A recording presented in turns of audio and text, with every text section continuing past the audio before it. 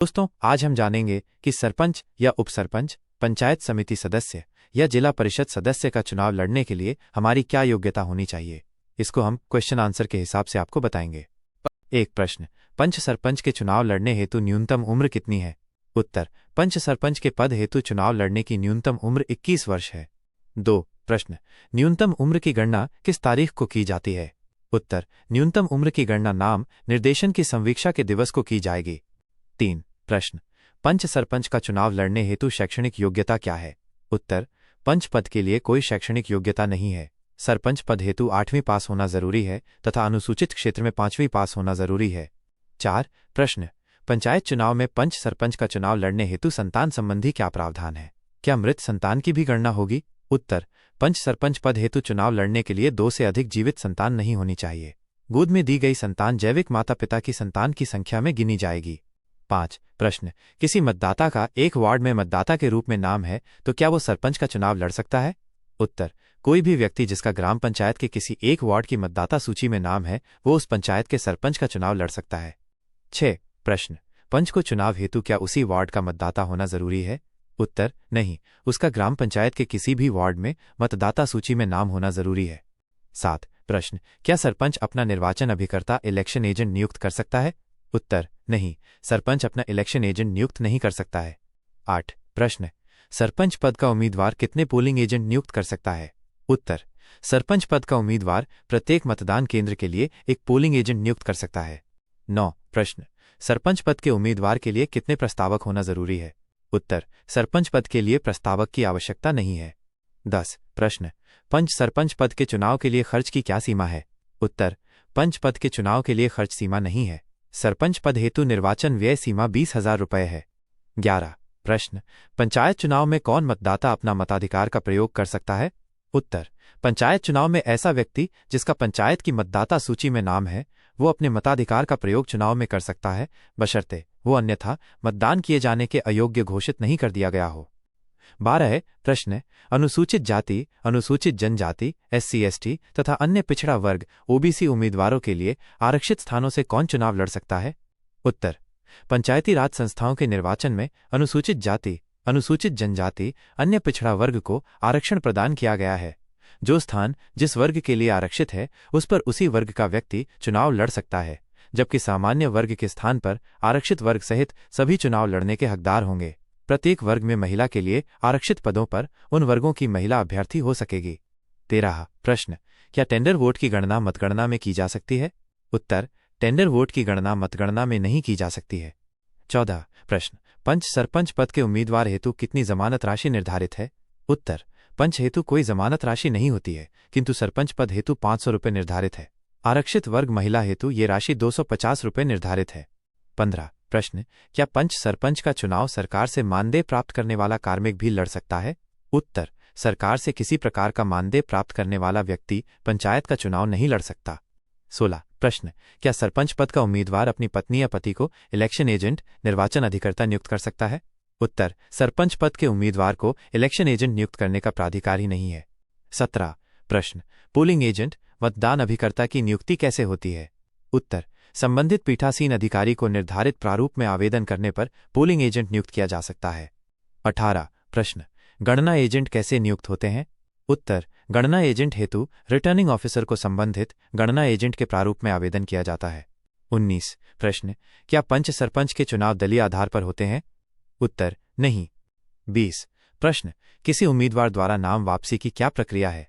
उत्तर, नाम वापसी के अंतिम दिन नियत समय तक कोई भी अभ्यर्थी रिटर्निंग अधिकारी के समक्ष उपस्थित होकर नाम वापसी का नोटिस 2 प्रतियों में स्वयं के हस्ताक्षर सहित प्रस्तुत कर अपनी अभ्यर्थिता वापस ले सकता है। यदि उसने 1 से अधिक नाम निर्देशन पत्र भरे हैं और वो एक नाम निर्देशन पत्र वापस लेना चाहता है तो सारे नाम निर्देशन पत्र वापस लिए गए माने जाएंगे। 21 प्रश्न, यदि कोई मतदाता अपने मत को सार्वजनिक कर मतदान करता है तब क्या प्रक्रिया होती है? क्या वो मतदान निरस्त किया जा सकता है? उत्तर, यदि कोई व्यक्ति मतदान के समय अपना मत को सार्वजनिक करता है तो मतदान अधिकारी को उसका मत खारिज करने का अधिकार है। 22 प्रश्न, मतदाता सूची में नाम कब तक जोड़े जा सकते हैं? उत्तर, मतदाता सूची के नाम लोक सूचना जारी होने से पूर्व तक ही जोड़े जा सकते हैं। साथ ही इस हेतु आवेदन आयोग के आदेश क्रमांक F713 पंचारानिया 2014-156768 दिनांक 15 अक्टूबर 2016 के अनुसार लोक सूचना जारी होने से 10 दिवस पूर्व प्रस्तुत करना आवश्यक है। 23 प्रश्न, सरपंच पद के विरुद्ध अविश्वास प्रस्ताव के क्या प्रावधान है? उत्तर, किसी पंचायती राज संस्था के अध्यक्ष या उपाध्यक्ष में विश्वास का अभाव अभिव्यक्त करने वाला कोई प्रस्ताव अगली उपधाराओं में अधिकथित प्रक्रिया के अनुसार किया जा सकेगा। प्रस्ताव करने के आशय का ऐसा लिखित नोटिस जो संबंधित पंचायती राज संस्था के प्रत्यक्षतः निर्वाचित सदस्यों के 1/3 से अन्यून द्वारा हस्ताक्षरित हो, ऐसे प्रारूप में जो विहित किया जाए। प्रस्तावित प्रस्ताव की प्रति के सहित नोटिस पर हस्ताक्षर करने वाले सदस्यों में से किसी एक के द्वारा सक्षम प्राधिकारी को व्यक्तिशः परिदत्त किया जाएगा। सक्षम प्राधिकारी तत्पश्चात एक नोटिस की एक प्रति प्रस्तावित प्रस्ताव की प्रति के सहित सरपंच या उप सरपंच के मामले में पंचायत को, प्रधान या उप प्रमुख के मामले में जिला परिषद को करेगा। 2. प्रस्ताव पर विचार करने के लिए संबंधित पंचायती राज संस्था के कार्यालय पर उसके द्वारा नियत तारीख को, जो उस तारीख से 30 दिन के पश्चात की नहीं होगी जिसको उपधारा 1 के अधीन उसे नोटिस परिदत्त किया गया था, बैठक बुलाएगा। और 3. सदस्यों को ऐसी बैठक का कम से कम 7 दिवस पूर्ण दिवस का नोटिस ऐसी रीति से देगा जो विहित की जाए। स्पष्टीकरण, इस उपधारा में विनिर्दिष्ट 30 दिन की कालावधि की गणना करने में वो कालावधि जिसके दौरान किसी बैठक का बुलाया जाना किसी न्यायालय द्वारा रोक दिया जाता है, अब वर्जित कर दी जाएगी। सक्षम प्राधिकारी ऐसी बैठक की अध्यक्षता करेगा, परंतु यदि वो ऐसा करने में असमर्थ है तो उसके द्वारा नाम निर्देशित अधिकारी इस प्रकार अध्यक्षता करेगा। उपधारा 3 के अधीन बुलाई गई कोई बैठक स्थगित नहीं की जाएगी। जैसे ही इस धारा के अधीन बुलाई गई बैठक प्रारंभ होती है जिस पर विचार करने के लिए वो बैठक बुलाई गई है और उसे विचार विमर्श के लिए खुला घोषित करेगा। इस धारा के अधीन प्रस्ताव पर कोई भी विचार विमर्श स्थगित नहीं किया जाएगा। ऐसा विचार विमर्श बैठक के प्रारंभ के लिए नियत समय से 2 घंटे की समाप्ति पर स्वतः ही समाप्त हो जाएगा, यदि वो इससे पहले समाप्त नहीं हुआ हो। विचार विमर्श के समाप्त हो जाने पर या 2 घंटे की उक्त कालावधि की समाप्ति पर इनमें से जो भी पहले हो, प्रस्ताव मतदान के लिए रखा जाएगा। अध्यक्षता करने वाला अधिकारी प्रस्ताव के गुणागुण पर नहीं बोलेगा और वो उस पर मतदान करने का हकदार नहीं होगा। बैठक के कार्यवृत्त की एक प्रति प्रस्ताव की प्रति के सहित और उस पर के मतदान का परिणाम बैठक की समाप्ति पर अध्यक्षता करने वाले अधिकारी द्वारा किसी पंचायत के अध्यक्ष या उपाध्यक्ष के मामले में संबंधित पंचायत और ऐसी पंचायत पर अधिकारिता रखने वाली पंचायत समिति को, किसी पंचायत समिति के अध्यक्ष या उपाध्यक्ष के मामले में संबंधित पंचायत समिति और ऐसी पंचायत पर अधिकारिता रखने वाली जिला परिषद को, किसी जिला परिषद के अध्यक्ष या उपाध्यक्ष के मामले में तुरंत अग्रेषित किया जाएगा। संबंधित जिला परिषद और राज्य सरकार को, यदि प्रस्ताव संबंधित पंचायती राज संस्था के निर्वाचित सदस्यों के 3/4 के अन्यून के समर्थन से पारित हो जाए तो अध्यक्षता करने वाला अधिकारी इस तथ्य को संबंधित पंचायती राज संस्था के कार्यालय के सूचना पट पर उसका एक नोटिस चिपका करके और उसे राजपत्र में अधिसूचित करवा करके प्रकाशित कराएगा और संबंधित अध्यक्ष या उपाध्यक्ष उस तारीख को और उससे उक्त नोटिस पूर्वोक्त कार्यालय के सूचना पट पर चिपकाया जाता है, इस रूप में पद धारण करना बंद कर देगा और पद रिक्त कर देगा। यदि प्रस्ताव पूर्वोक्त रूप से पारित नहीं हो या यदि गणपूर्ति के अभाव के कारण बैठक नहीं की जा सकी हो तो उसी अध्यक्ष या उपाध्यक्ष में विश्वास का अभाव अभिव्यक्त करने वाले किसी पश्चातवर्ती प्रस्ताव का कोई नोटिस ऐसी बैठक की तारीख से 1 वर्ष की समाप्ति तक नहीं दिया जाएगा। इस धारा के अधीन प्रस्ताव को कोई भी नोटिस किसी अध्यक्ष या उपाध्यक्ष के पद ग्रहण करने के 2 वर्ष के भीतर नहीं दिया जाएगा। अध्यक्ष या उपाध्यक्ष के प्रति अविश्वास के प्रस्ताव पर विचार करने के लिए किसी बैठक के गठन के लिए गणपूर्ति उसमें मतदान करने के हकदार व्यक्तियों की कुल संख्या की 1/3 से होगी। 24 प्रश्न, उपसरपंच चुनाव में क्या सरपंच अपना मताधिकार का उपयोग कर सकता है? उत्तर, हाँ। राजस्थान पंचायती राज निर्वाचन नियम 1994 के नियम 65 एवं 66 का प्रावधान अवलोकनीय है। पंचायत समिति सदस्य बाई जिला परिषद सदस्य। 1 प्रश्न, पंचायत समिति सदस्य जिला परिषद सदस्य के लिए कौन चुनाव लड़ सकता है? उत्तर, पंचायत समिति सदस्य के लिए वो व्यक्ति जिसका उस पंचायत समिति क्षेत्र के किसी भी वार्ड की मतदाता सूची में नाम है किसी भी वार्ड से चुनाव लड़ सकता है। इसी प्रकार जिला परिषद सदस्य हेतु उसका जिले में किसी भी वार्ड की मतदाता सूची में नाम है वह किसी भी वार्ड से चुनाव लड़ सकता है। 2 प्रश्न, चुनाव लड़ने के लिए कितनी जमानत राशि है? उत्तर, पंचायत समिति सदस्य जिला परिषद सदस्य के लिए सामान्य वर्ग हेतु 500 रुपये है तथा आरक्षित वर्ग एवं महिला हेतु 250 रुपये है। 3 प्रश्न, पंचायत समिति सदस्य जिला परिषद सदस्य का चुनाव लड़ने हेतु क्या उसी वार्ड का मतदाता होना जरूरी है? उत्तर, पंचायत समिति सदस्य बाद जिला परिषद सदस्य के चुनाव लड़ने हेतु उसी वार्ड का मतदाता होना जरूरी नहीं है, संबंधित संस्था के किसी भी वार्ड का मतदाता हो सकेगा। 4 प्रश्न, पंचायत समिति सदस्य जिला परिषद सदस्य की न्यूनतम शैक्षणिक योग्यता क्या है? क्या उसे राजस्थान राज्य की शैक्षणिक योग्यता रखना जरूरी है या नहीं? उत्तर, पंचायत समिति सदस्य पर जिला परिषद सदस्य के लिए अभ्यर्थी का 10वीं पास होना जरूरी है।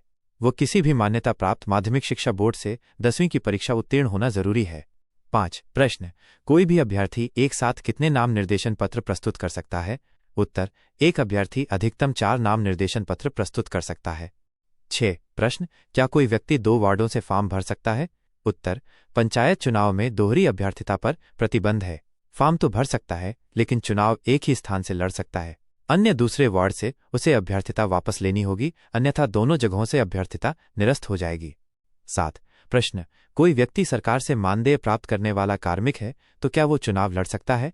उत्तर, राज्य सरकार से किसी प्रकार का मानदेय प्राप्त करने वाला व्यक्ति चुनाव नहीं लड़ सकता है। 8 प्रश्न, पंचायत समिति सदस्य, जिला परिषद सदस्य अपना इलेक्शन एजेंट नियुक्त कितने व कैसे कर सकते हैं? उत्तर, पंचायत समिति सदस्य, जिला परिषद सदस्य चुनाव हेतु अपना एक इलेक्शन एजेंट नियुक्त कर सकता है। 9 प्रश्न, पंचायत समिति सदस्य, जिला परिषद सदस्य के चुनाव में कुल खर्च की सीमा कितनी है? उत्तर, पंचायत समिति सदस्य हेतु 40,000 रुपये व जिला परिषद सदस्य हेतु 80,000 रुपये निर्वाचन व्यय की सीमा है। 10 प्रश्न, पंचायत समिति सदस्य, जिला परिषद सदस्य चुनाव प्रचार हेतु कितने वाहन प्रयोग में ला सकता है? उत्तर, जिला परिषद सदस्य अधिकतम 2 तथा पंचायत समिति सदस्य हेतु अधिकतम 1 वाहन प्रयोग में ले सकता है। 11 प्रश्न, यदि किसी व्यक्ति ने चुनाव में 2 या अधिक फॉर्म भरे हैं तो क्या वो अपने फॉर्म को वापस ले सकता है? उत्तर, पंचायत चुनाव में नाम निर्देशन पत्र नहीं, अभ्यर्थिता वापस लेने का प्रावधान है। कोई भी नाम निर्देशन पत्र वापस लेने पर वो चुनाव नहीं लड़ सकता है। 12 प्रश्न, पंचायत समिति सदस्य, जिला परिषद सदस्य कितने काउंटिंग एजेंट नियुक्त कर सकता है? उत्तर, प्रत्येक मतदान टेबल हेतु 1 व आरओ टेबल हेतु 1 काउंटिंग एजेंट नियुक्त कर सकता है। 13 प्रश्न, चुनाव लड़ने हेतु क्या उम्मीदवार के घर में शौचालय होना जरूरी है? उत्तर, हाँ, पंचायत चुनाव में नवीन प्रावधान के अनुसार अभ्यर्थी के घर में क्रियाशील शौचालय होना अनिवार्य है।